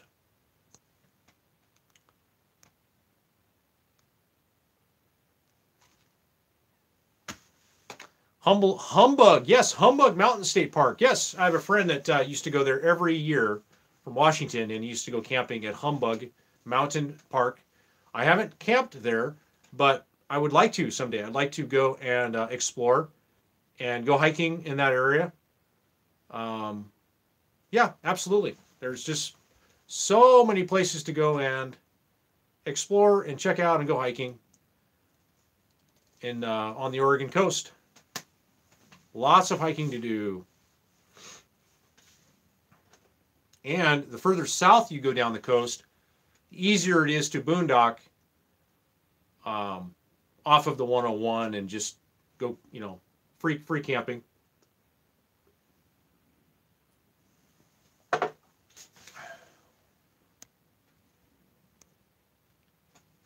You should make for Florence riding videos. Yeah, I've actually kind of thought about starting a Banshee, a different Banshee channel, or a channel just dedicated to Banshees. I thought about starting West Coast Banshees, West Coast Banshee, maybe a trucking channel, West Coast Trucker. I don't know, but yeah, no, I've really seriously thought about doing that because I think that the videos would probably do better if they had its own channel, because when you do these channels, you have a particular audience that wants to just really watch this content. They don't really care about all the other things. So you really need to niche your channels. And I haven't tried that, and I've been a little bit leery of doing that because I don't know, people will tell you should just focus on one channel and just work on that and don't worry about trying to split it off into a few different directions. But yeah, Banshee videos or riding videos are kind of their own. There's definitely an audience for that wants to just see that. And a lot of people that ride Banshees don't live in RVs. Yeah, I've learned that. So a lot of people don't live in RVs and ride Banshees, but some people do. But most people that ride Banshees, they live in houses.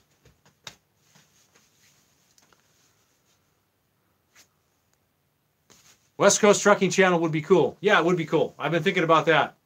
Definitely been thinking about that. I think that would be some good branding for kind of expanding the content. You know what I'm saying? Expansion. We're going for expansion here. Expanding it into this, and we'll expand into this area, but we're still under the same umbrella here. Of whatever umbrella that is, I don't know. But, well, you guys get what I'm saying. I'm humble.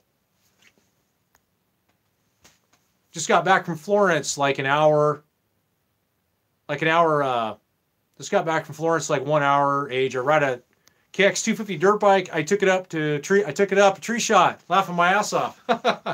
That's hard, man. Riding dirt bikes in the sand. I did that one time with my CR250 out in Beverly. I used to ride Moses Lake in Washington and Beverly Dunes in Washington, and I used to take dirt bikes out there. And riding dirt bikes in the sand is not. It's tricky. It's a little bit trickier to do, but it's still like a lot of fun. You get some you can get some major air, but yeah, it's definitely it's hard. It's hard to ride some of those tree shots. You know, definitely going to test your skills. But they're closing a lot of those tree shots down. You know, like they closed a lot of riding down in Florence. A lot of the trails. I don't know a lot of them, but they had been closing down a lot of trails. A lot of the good tree shots in Florence they closed down. It really pissed me off. So.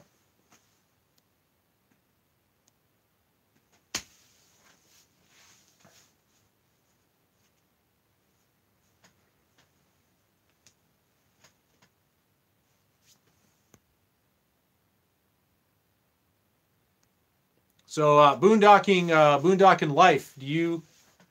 Okay, that's your YouTube channel. Yeah. What size? What model Lance camper do you have?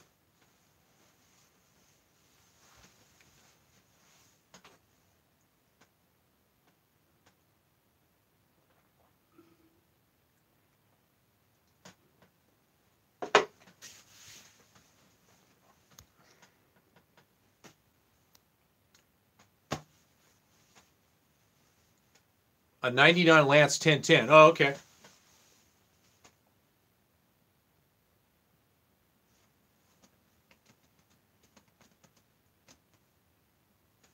Okay.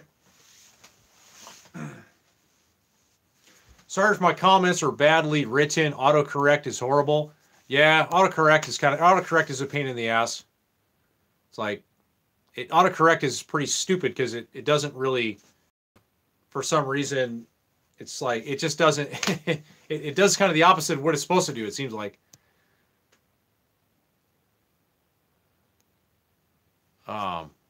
Pretty good on this. I'm pretty good on the sand. It gets a lot easier the more you do it. Yeah. Well, at least you have a two-stroke, and a two-stroke helps you, I think, a lot more than a four-stroke would. But just because it's a little bit, you know, the power to weight ratio is pretty good. Is always better on a two-stroke than a four-stroke, in my opinion.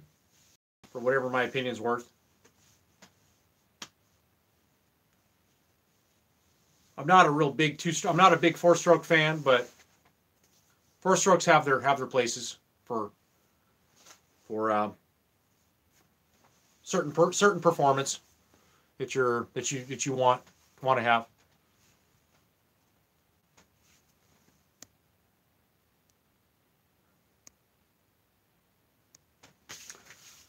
How about favorite small towns out west? Favorite small towns out west.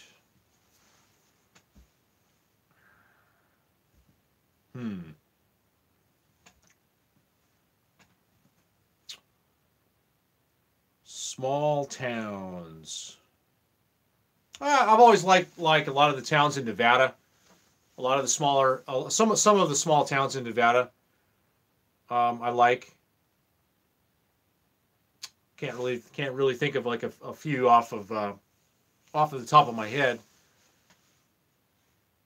But I can't think of too many in Arizona. But like Tonopah, that was a pretty cool town in Nevada that I thought was pretty cool. Like driving through it, kind of a strange town. It's like on the side of a mountain. Tonopah, like you drive through town and it's like a big hill, and you're driving up and you get to the top of the hill and then you go down. But yeah, that Tonopah area in Nevada is pretty cool. But I'd have to say I'd like a lot of the little towns in Nevada, kind of like little drive-through, you know, towns. You know, as far as Oregon goes, yeah, I don't know if I necessarily have a favorite town. Yeah, Cave Junction in Oregon. That's kind of a little. Cave Junction's kind of a neat little town. It's kind of a hippy dippy little town. Like, well, there's a lot of hippies. There's like off-grid people there. That's kind of a neat little area. Cave Junction. Great weather there. I actually would consider buying a property there in Cave. I have. Cave Junction is kind of an area that I'm looking at. My friend owns a mobile home in a mobile home park in Cave Junction. But yeah, Cave Junction's it's a kind of a neat little area. I mean, my understanding there isn't like a lot of law enforcement there. So I mean, like if you had to call law enforcement, you would probably get like a state trooper, which is the case in a lot of rural Oregon. They just don't have the budgets to have, you know, local police departments and stuff. So you kind of would rely on the state patrol. But people basically kind of, you know, they do their own they do their own patrolling. But yeah, I like Cave Junction area. I just like that general area of Oregon a lot. Beautiful there in the summer. Lots of rivers to go by and lakes, and I think that's kind of a neat area. I really like the Cave Junction area.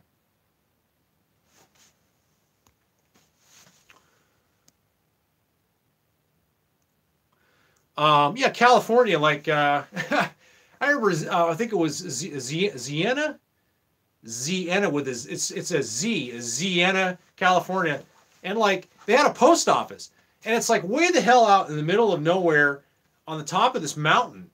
And I took a picture on my Instagram. It was in front of the old store a couple of years ago, but I think it was called Ziena. But they had a little post office, and it was only open certain days of the week, and I guess that was a town. It had a post office, but it was out in the middle of nowhere. And I mean, there's some places, man, out in Northern California. It just blows my mind. Northern California blows my mind. There's so many places out there. It's so huge. It's such a vast area to go and drive, and there's dirt roads, and yeah, you can really get off the beaten path in certain areas in Northern California.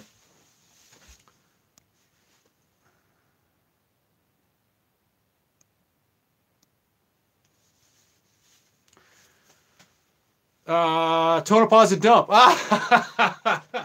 Yeah, well, a lot of the towns in Nevada, some of them could be classified as a dump, but just I don't know what, you know. I think in terms of just kind of like, I don't know, just unique things, but I try to find, you know, beauty and I guess different things, but maybe I'm not looking for beauty. Maybe I'm just kind of looking for just something that kind of seems like Tonopah had like a real kind of like old west kind of like theme thing going on, you know.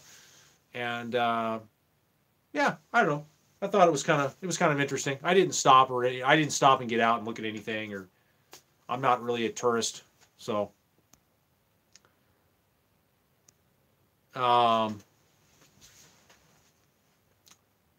yeah, old mining towns. Oh yeah. Got a 4-stroke, but I have to, this damn messaging, it just keeps going in and out.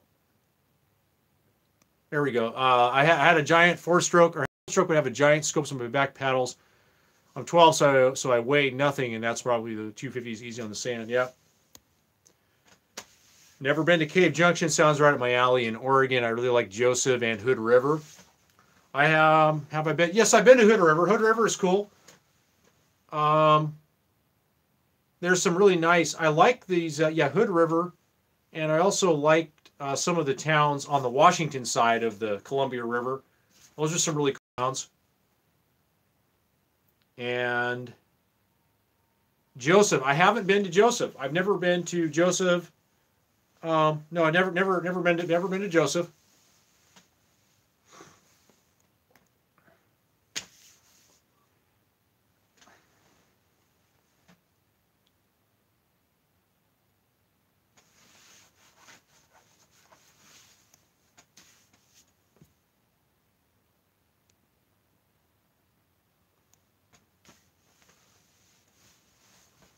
$15 people watching. Thanks for the thumbs up.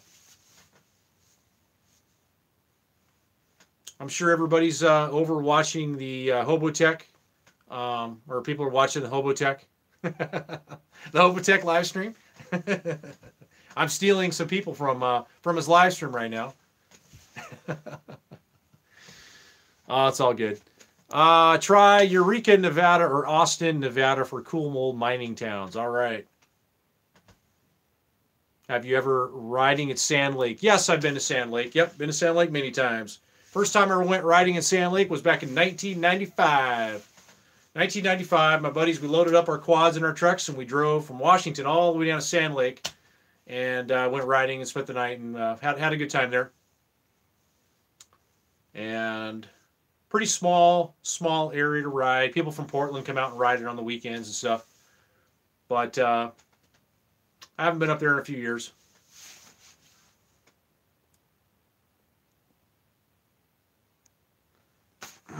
Sand Lake was cool because you could ride your four-wheelers from the campground out to the sand, which you used to be able to do down in Florence in some campgrounds, but they outlawed all of that.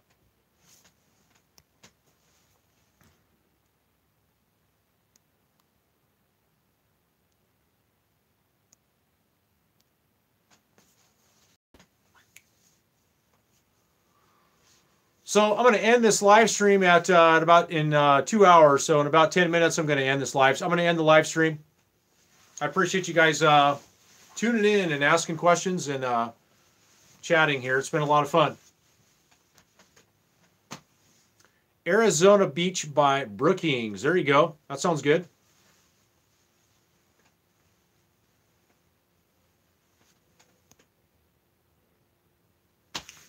You going to the Big Tent Show next Saturday? Yes. Yes, I'm going to the Big Tent Show. Going to check out all the new gadgets and products and inventions. Yep.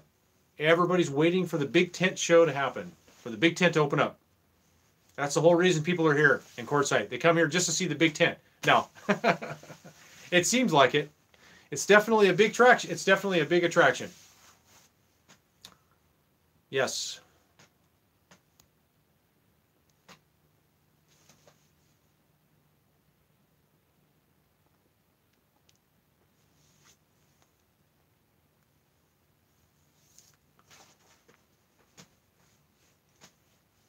And the RV show.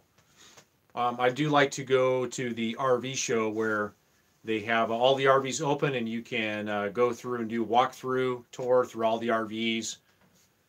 Class C's, Class A's, fifth wheels, travel trailers, and you can kind of look and see the different floor plans. That's always fun to do. Will retire this May. All right, good for you. What are you going to do? You going to buy an RV and travel around?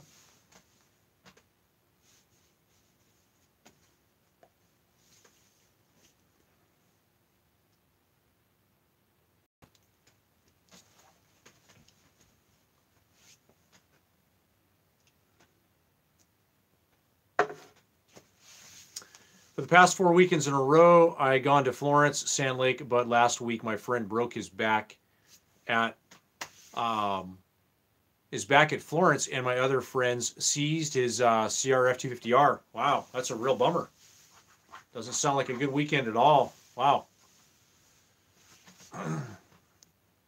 Why did he seize his engine? Yes, Taxa Tiger Month. A Moth, Tiger Moth sub. Thank you. Thanks for subbing.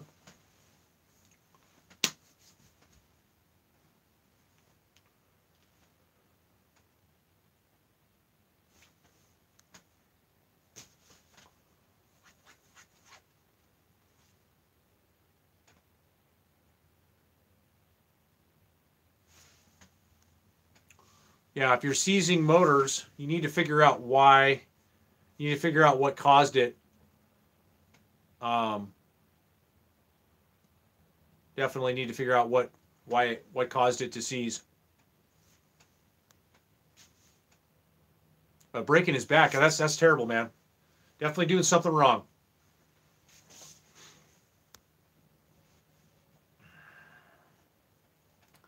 Be healthy and ride safe. That's my motto. And have fun.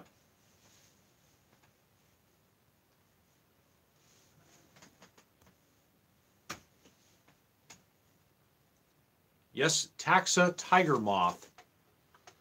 Yeah, I know the water crossing that you crossed to go down the trail beach went through the deep part of the crossing. Yeah.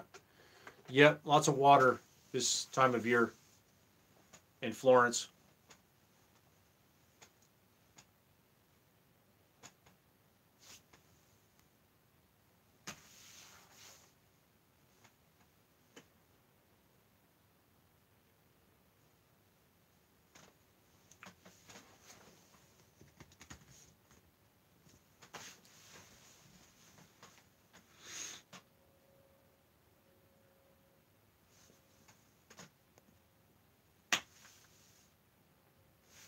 You hit a jump and landed in another jump. Ouch. Yeah, you gotta really be gotta be paying attention out there. And even this time of year, you gotta be paying extra attention because the sand is wet and it's hard, and it's not fluffy like it is in the summer months, as you probably know. So and you can get actually more traction. You can get more hookup this time of year. And when you can get more hookup to go off a jump, and then when you land, though, it's going to be a harder landing than it would be like if in the summer months. And yeah, it's easy to fall. It's easy to wreck your bike in the winter months riding in the sand. It's actually really dangerous. It's really dangerous to ride in the winter months out in the dunes. It's actually pretty dangerous. You got to be really careful.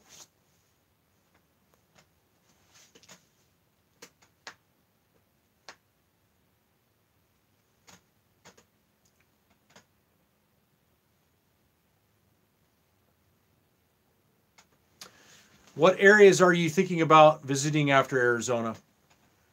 Well, I would like to go back to Oregon through Nevada rather than going through California.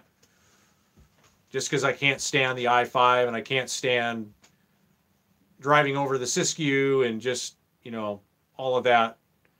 There's a lot of, I don't like all that mountain driving you got to do in Northern California, Southern Oregon.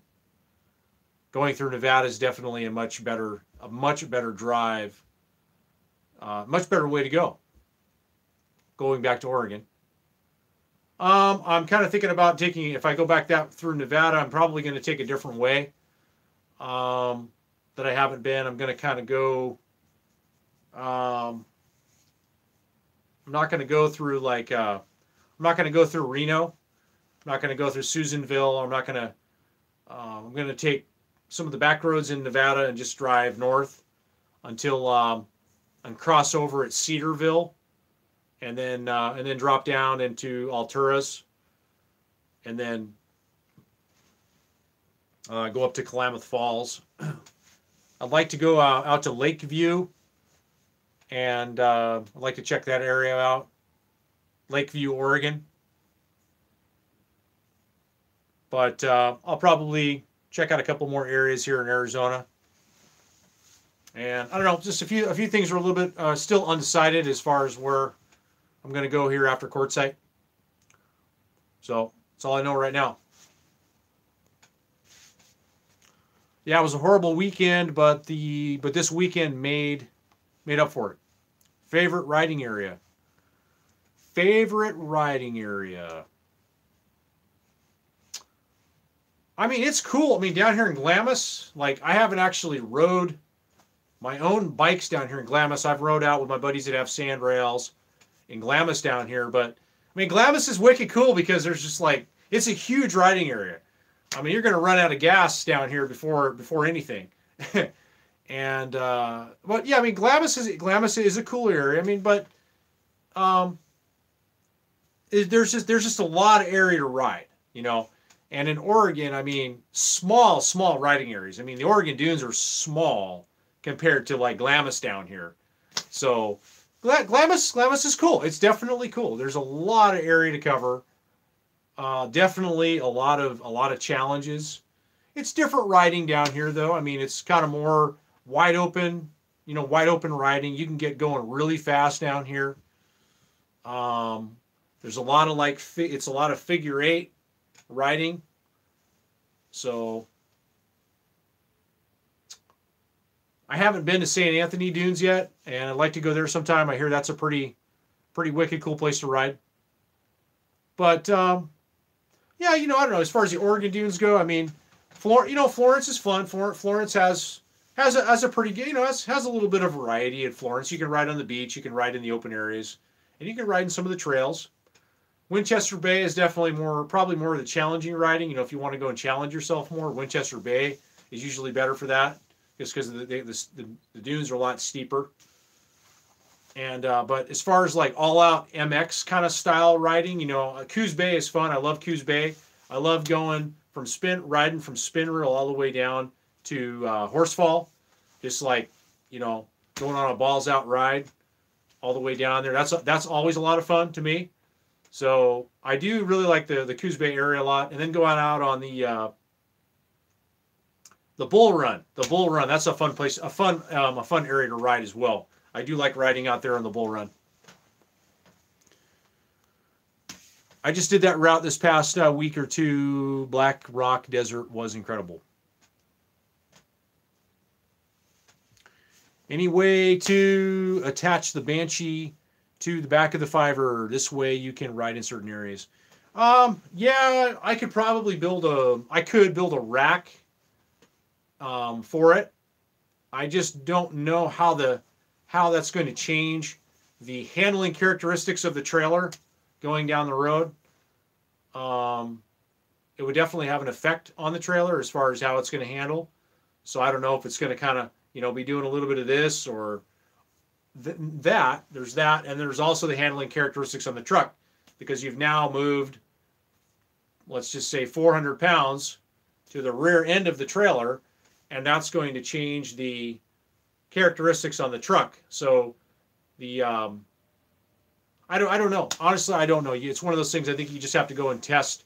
You'd have to go build one, put it on the back of the trailer, take it for a test drive, and see how it handles.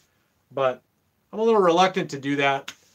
And honestly, I think I would rather have like a dirt bike, I think. But yeah, I mean, a dirt bike would be good too. But I've seen people put razors. They've put razors on the back of their fifth wheels. So if they're putting razors on the back of their fifth wheels, like on a hitch type thing, they put them right on the back of their fifth wheels and they drive them up on ramps. If they're doing that, I mean, a four-wheeler would be nothing. So, yeah, I don't know. I don't know how it would handle, how the truck would handle with it.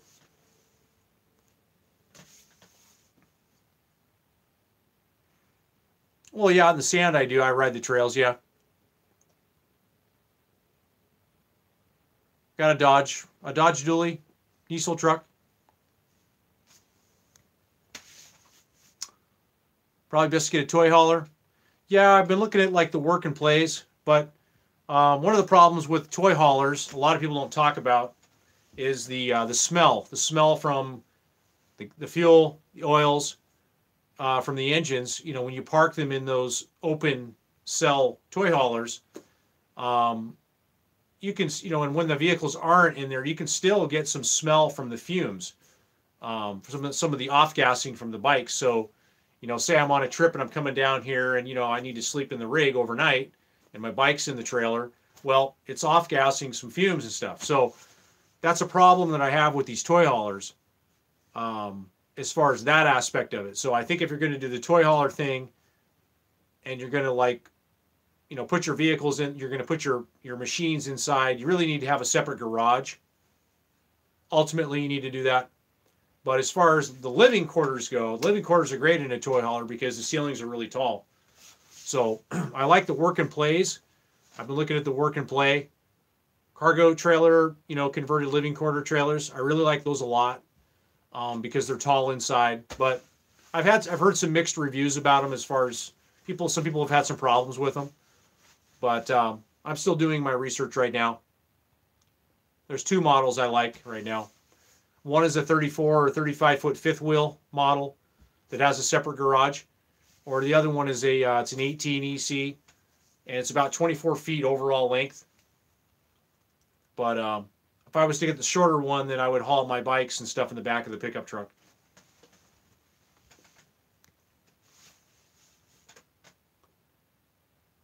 Camper with a trailer, yeah, or a motorhome with a trailer. Yep.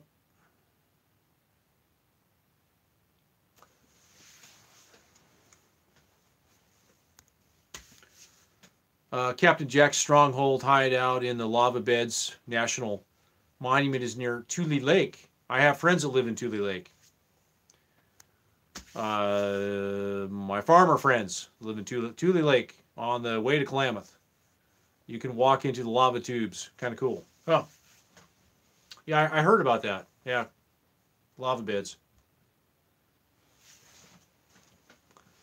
Right on, guys. It's 2 hours. I am going to end this live stream. I'm going to end this live stream, man. So it's been great talking to you guys tonight, and thank you for watching. Thanks for all your questions. It's been fun interacting with you guys tonight, and we'll do it again. We'll do it again maybe tomorrow night, or I don't know. We'll do it again another time. So definitely don't want to burn the thing out. So burn you guys out, burn me out, burn everybody out. Okay, have fun hanging out. Have a good night. All right, see you, man. Thanks for your comments and your questions. We'll see you guys next time. Later. Good night. Peace.